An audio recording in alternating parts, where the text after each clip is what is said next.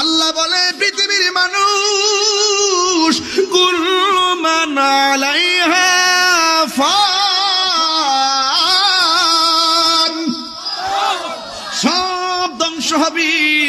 আসমান থেকে তারকা খুলে পড়ে যাবে, আসমান থেকে সূর্য খুলে পড়ে যাবে, আসমান থেকে তারকা খুলে পড়ে যাবে। শুধুমাত্র তাই নয়, দুনিয়ার জমিনে যত নদী আছে ওয়াল বিহারু ফুজ্জিরাত, ওই নদীর ভিতরে থেকে সুনামি শুরু হয়ে যাবে।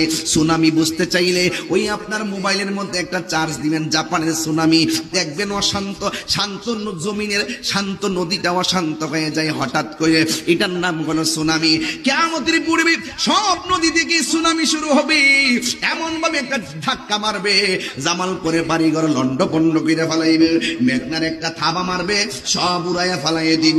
ও বন্ধুরি, তিতাস নদী একটা থাবা মারবে আমার বাড়িঘর সব লন্ড বন্ড করে ফেলাইবে, গাছের উপরে 40 হাত করে পানি এমন ভাবে একটা ধাক্কা মারবে চোখের পলকে সব লন্ড বন্ড করবে।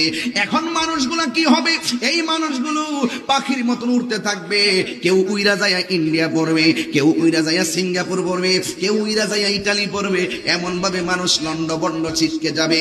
এটা আমার কথা নয়, আল্লাহ রাব্বুল আলামিন কোরআনে বলেছেন।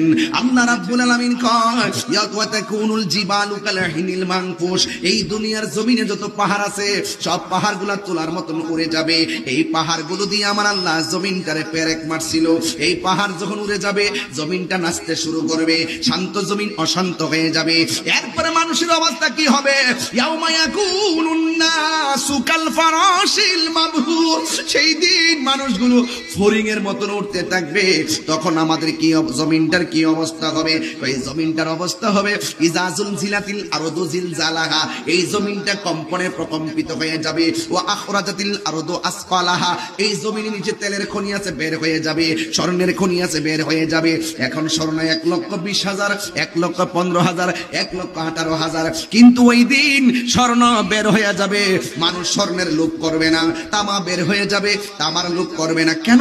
একটাই কারণ, ওয়াকালাল ইনসানু মালাহা, মানুষ বলবে কি হইল, আসমানটা খুলে পড়লো কেন, জমিনটা কাঁপতেছে কেন? আল্লাহর হাবিব বলেন এই জমিনটা এমন ভাবে কাঁপবে, ওই সময় কোন মহিলা 3 মাসের গর্ভবতী থাকবে, কোন মহিলা 8 মাসের গর্ভবতী থাকবে, কোন মহিলা 4 মাসের গর্ভবতী থাকবে। জমিনটা এমন ভাবে কাঁপবে,